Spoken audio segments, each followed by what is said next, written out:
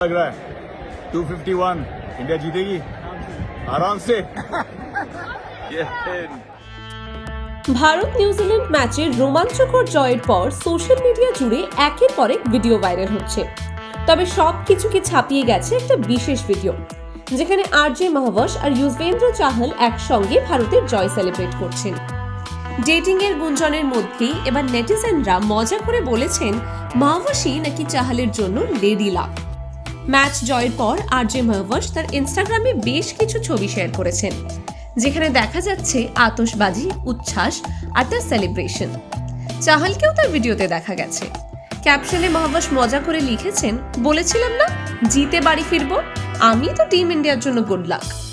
Viral ভিডিওতে প্রথমেই দেখা যায় চাহল আর মাহওয়াশ একসঙ্গে ভারতের জয় সেলিব্রেট করছেন। এরপর ক্যামেরা ঘুরে যায় আতশবাজি আর ইন্ডিয়া ইন্ডিয়া জয়ধ্বনির দিকে।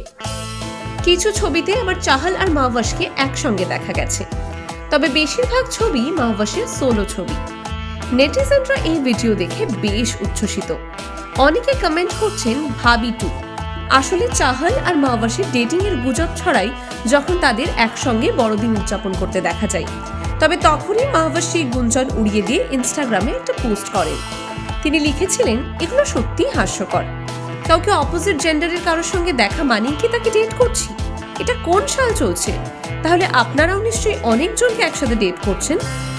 নেটিজেনরা এই নিয়ে মিশ্র প্রতিক্রিয়া দিয়েছে। আচ্ছা, আপনাদের কি মতামত?